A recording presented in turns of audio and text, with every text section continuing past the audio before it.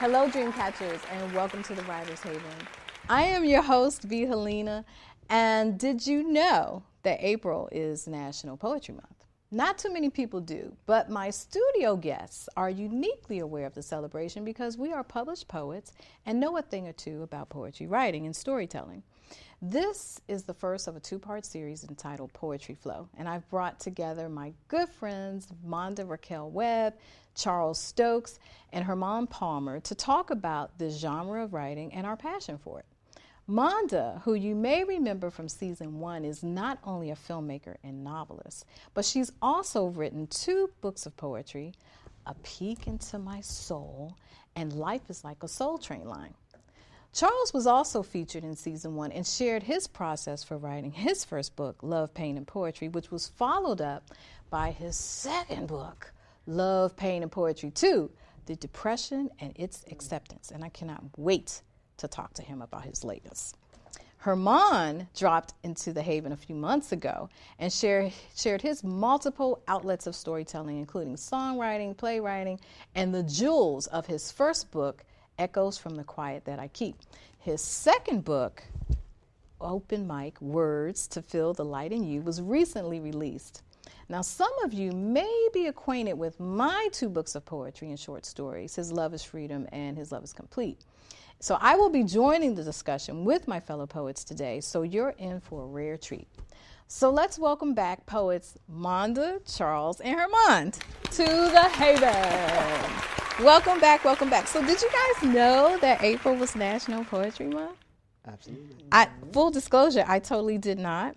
In my preparation for our show today, I was just doing some research, and I was elated actually to find out that April was National Poetry Month.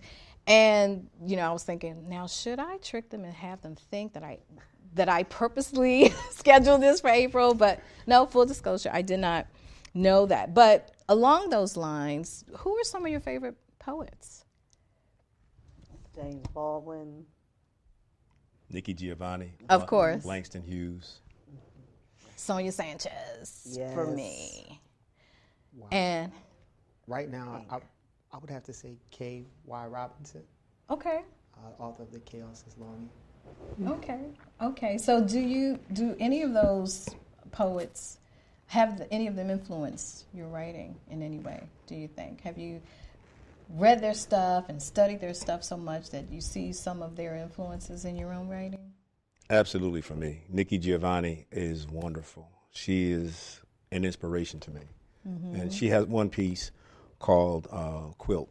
And I was so taken by that piece that I wrote a version called Quilted Embrace. And I sent it to her and asked her permission, could I dedicate it to her? And she said absolutely. So wow. She's been a tremendous influence in my work. Okay. Yeah, me too. She's famous. Nikki Giovanni is famous for a poem called Ego Trippin'. You all might remember. Absolutely. And so I wrote an homage to her with Ego Trippin' as well. But I'm really influenced by the 60s, the poets of the 60s. When I was younger, I got Dudley Randall's The Poets and the Renaissance poets. I was so impressed with their fire, with their passion, and with their commitment to try to change the world one word at a time. So, that's the genre that kind of influenced my poetry. Okay.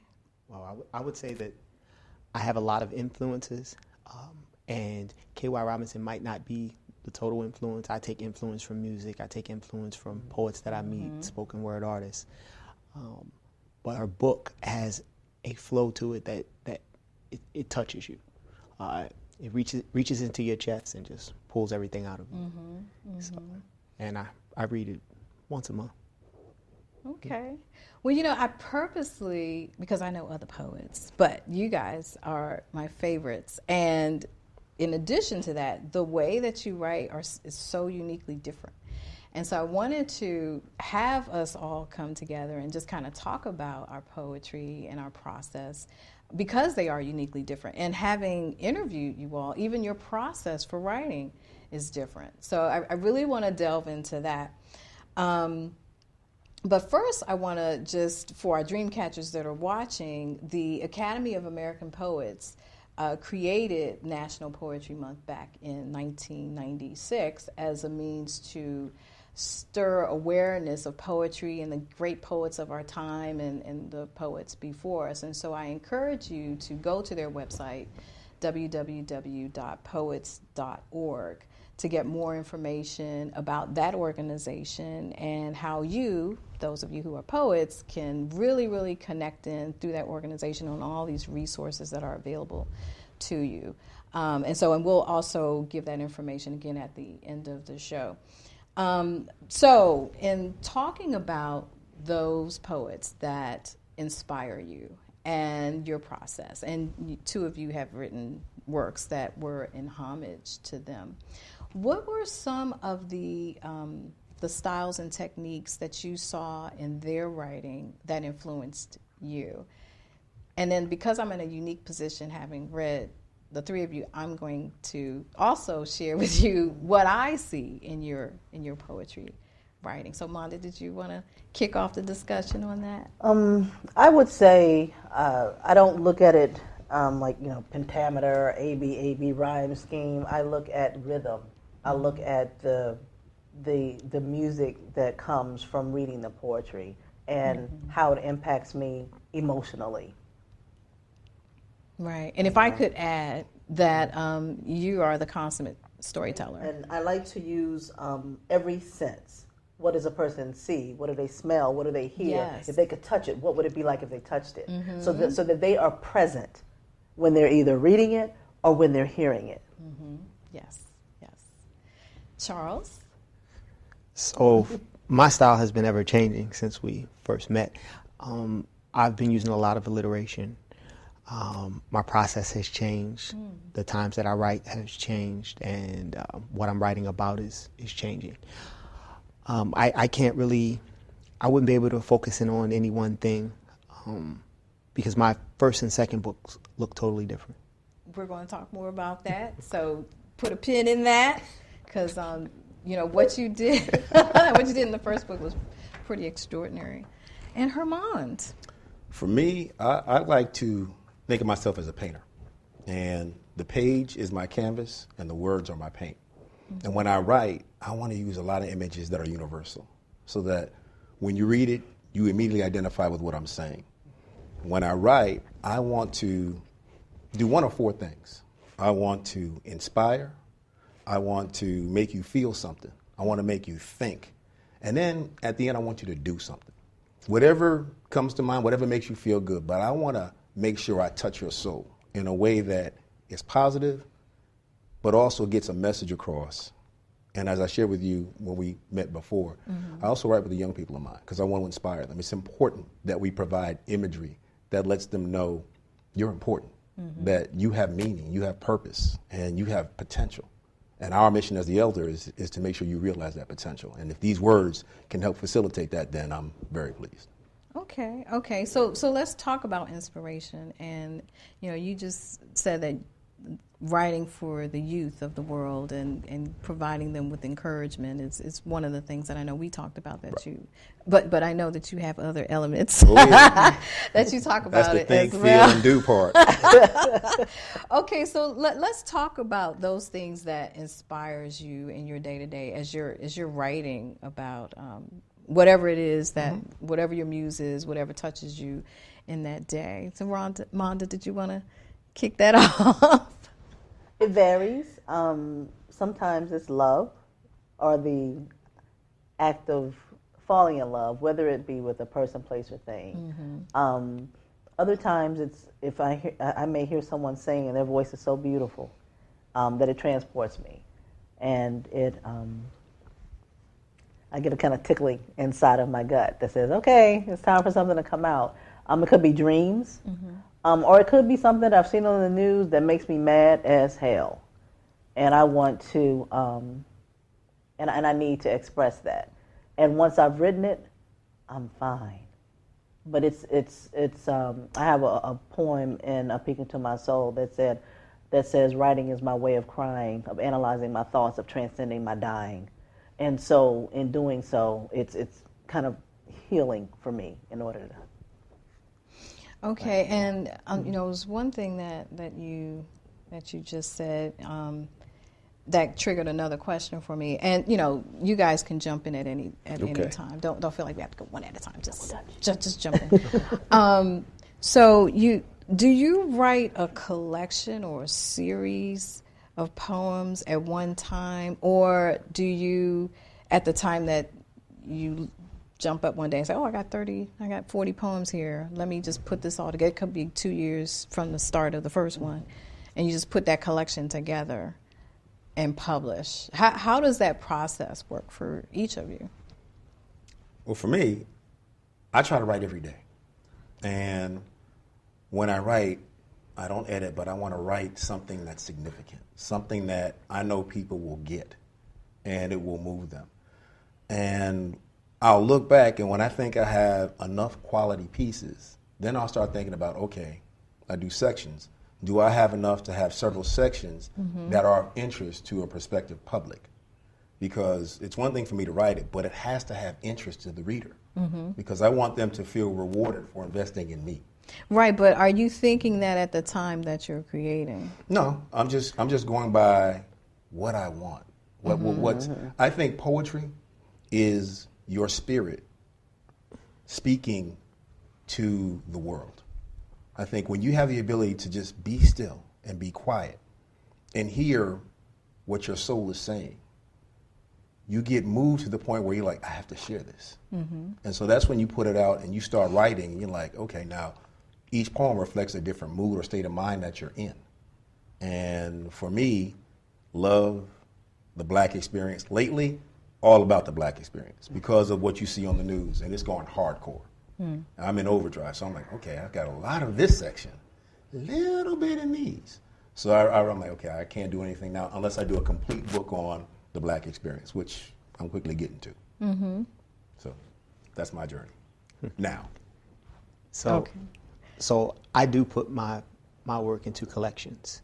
So there's book 1, there's book 2, there's a Pisces book, there's a political book, there's a social justice book. Sometimes they blur lines, and I switch poems in between them, but I keep them all cataloged in my notes, and when I'm ready, I print them all out, I put them in a file, and I get ready and I go. Are you writing to the collection? So for the Love, Pain, and Poetry book, you had an overarching theme. And so were you writing to that theme consistently, or were there some, Pisces that kind of jumped into the way? So to let the cat out of the bag, mostly everything written in all of the books, they were Pisces. I mean, even my mom's a Pisces, so it's so almost everything in that book, except for maybe 4 poems. The collection, you are intentionally writing to the collection at the time that you're writing that piece. Okay. No. So like Hermond, and it also sounds like with Monda, that whatever is hitting you on that day, you're putting it down on paper, and then once you have a whole bunch together, then you're dividing it into collections. No, I stick them in a collection right away. So okay. I stick them right in the collection, because if you edit it, you might change it depending on what, but I put it right in the collection. It has to go somewhere. Otherwise, it'll get lost, because I write a lot. Right. Okay. I'm with Charles. I'm afraid to try to direct my writing in a specific direction. I have to just listen to what I'm feeling, because then it's almost like it's not genuine. And I want to be genuine in everything I do. So if I try to direct it, for me, it feels artificial, and it won't come out with the quality that I hope to produce. You feel the same way, Monda? Well, from my perspective, I have a little bit of both. So with the Beacon to My Soul, those were poems that I had written from the time I was 7 or 8, bits and pieces written on napkins, pieces of paper, before we had computers, on a typewriter. And then when it came to life, it's like a Soul Train line. It just turns out that a lot of it was more thematic. I took dances that they did in the Soul Train line, and I associated them with a particular part of the book. So the bump was like lovemaking, or. But at any rate, I have been thinking of the next poetry book, which will be a love letter to God. So it'll be all poems that are just praising my Creator in one way or another, what I'm thankful for, what I'm grateful for. So I look at that as something that I know that there's one theme, and that theme is the Almighty. So I'm gonna put him over there. But in the meantime, so I guess I'm prompted both ways in a sense. Yeah. And then it could be, and I'm like Monda. You know, when I wrote those two books, like His Love is Freedom is poetry that talks about how freeing it is to know that God is with you in every aspect of your day. So that is a big umbrella, and a lot of things can fall under that umbrella. And I was very intentional in how I wrote that poetry. Then His Love is Complete is about how His love and the completeness of it as it relates to marriage and that bond and couples and loving in that way. And so that was very intentional. It was very easy for me to just flow right into it. And, you know, and each relationship, married or not, goes through seasons. So that's how I categorized it. You know, in the summer it's hot, it's sizzly. In the spring it's new, right? In the fall, it's like, okay, you got 3 heads. I thought you only had 1. And then in the winter, it's like, you know, either it's going to die on the vine or there's a renewal that comes with winter too. There's like a dying and a rebirth. So it was very easy for me to, like, under that umbrella, just write towards that and not be distracted by any other thing. Not even with the Love is Freedom book. It was just all about complete. So I guess I do what both of you do, but if I'm writing, or, you know, the two sides of it, but if I'm writing intentionally, it's all about that. And that's probably true with your storytelling, your novel writing, your filmmaking, your script writing. You know, when you're focused on that project, it's very easy for you to be very, not distracted by anything else, but really focused on beginning, middle, end. Would you say that's true? There is a tunnel vision that comes with it. Sometimes you have to step back. There's some authors who write, or poets. I don't want to read anybody else while I'm working because I don't want to be influenced by it. But I find that it can be helpful, especially because, I mean, we all have something that makes us uniquely who we are and our style. So I have a goal in mind of when I want to finish. And sometimes it works and sometimes it doesn't. Sometimes life gets in the way, but then that life has a way of, I'm glad that happened because now I can incorporate that. You needed to experience. That's correct. So I kind of let things happen organically. Yes, I've experienced that. I will not read or listen to a poet's work while I'm writing because in the Depression and Its Acceptance, somebody did a metaphor, and I used similar words to the metaphor. I just used completely different. The poet uses period and sentence when talking about prison. I use it differently. I use period and sentence, but I'm talking about something else. And I had to show it to him before I released the book. I emailed him. I said, hey, I wrote this. I like it. Can I use it? I gave him a free book, of course. He didn't have a problem with it. And, you know, but it happens. I hate reading other poets when it's just a challenge to not learn or be influenced by their work. Right. And it's also good to, and this is true for novel writing too, to read good poetry and good literature. You know, because you can be so enriched by reading those great works of people. When I'm not writing my own and I am opening myself up to other influences and other people's poetry, it has to be someone that who inspires me in some way. Yeah, I would think that, and even though James Baldwin isn't known as a poet, his writing is poetry. Oh yeah.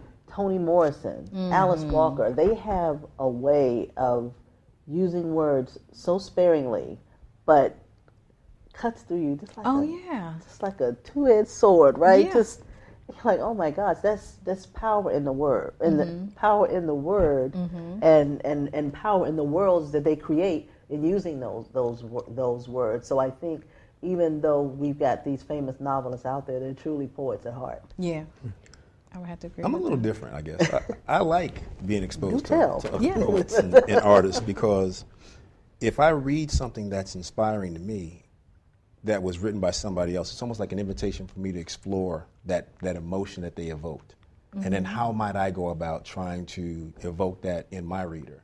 It gives me an opportunity to explore different dimensions of my own self, and then figure out how can I bring that dimension to light for other people to experience. So I'm like a sponge. Well, Hermond, we're not saying don't read other people's No, work. but We're yeah. just, for me, you know, when I'm focused on my writing, I purposely do not read anybody, not even your stuff. It's okay. I'm crushed, but it's okay. Okay. All right. So we've talked about a little bit about our inspiration. Let's talk about our process, because I am in the unique position that, having spoken to the three of you, I know you've given some information about your process. I don't know necessarily your process for poetry writing, so I'm going to start with Monda, and I definitely want to hear Charles, because you changed your process from the last time you were on the show. So Monda, tell us about your process. How do you engage in that piece of your artistry? Well, it depends again, because if someone says, Monda, can you write okay, let's use an example. I had a girlfriend that got married, and she said, I want you to write a poem for my husband and myself. And I said, I hadn't met him.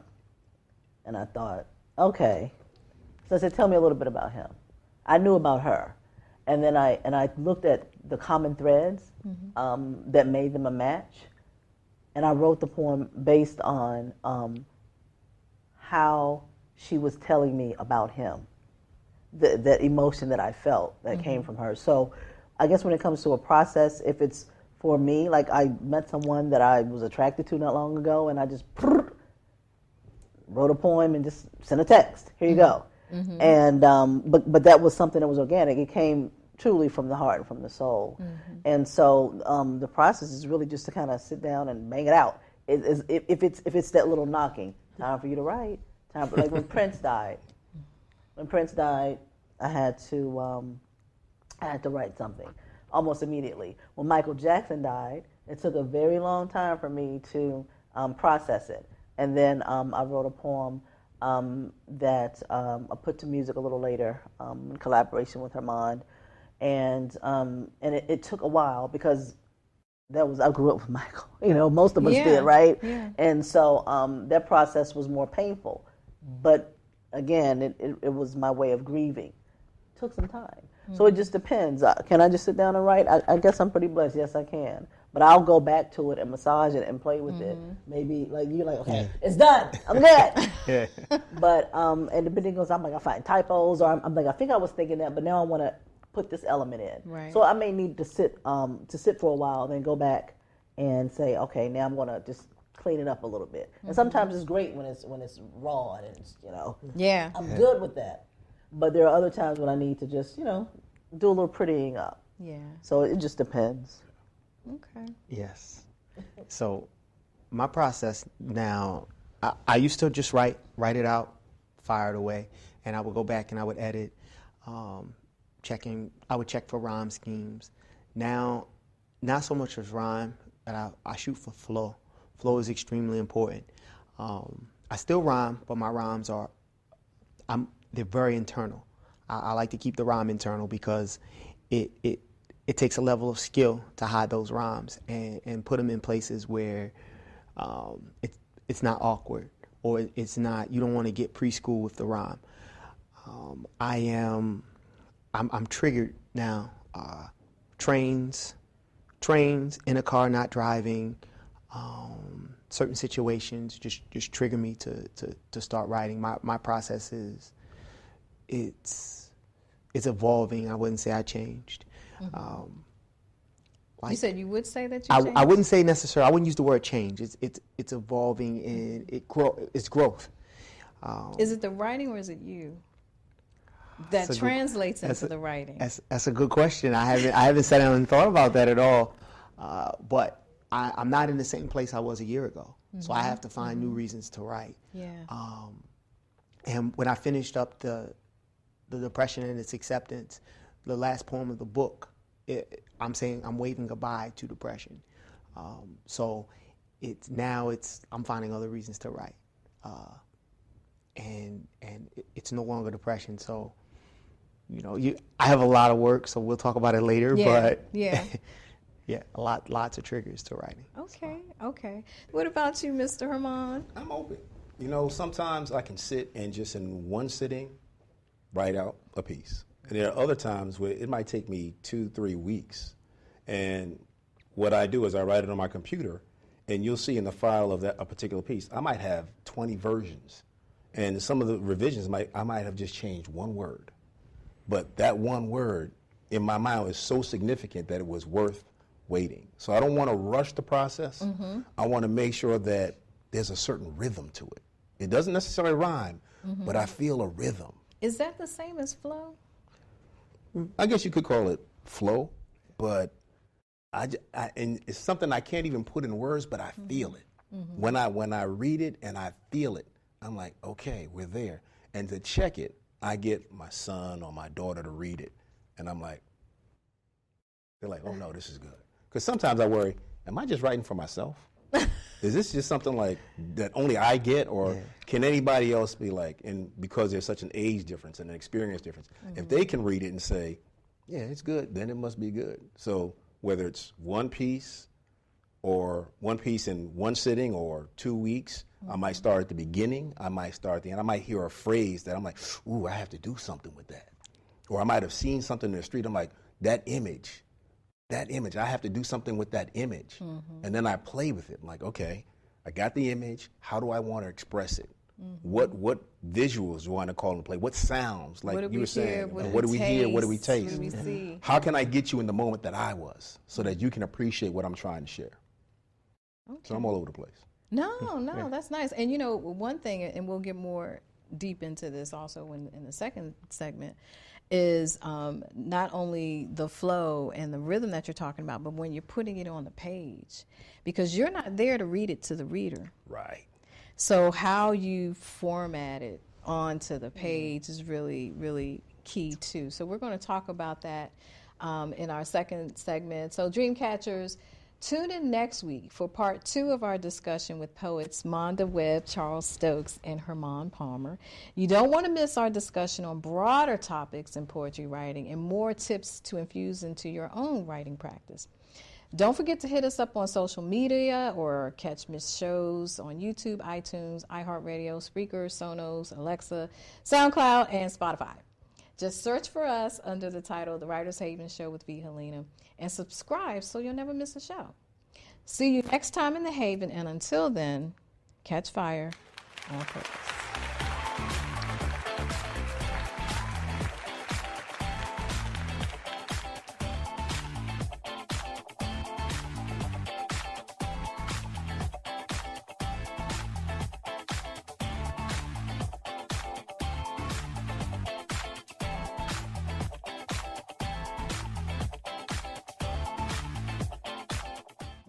And with a little help,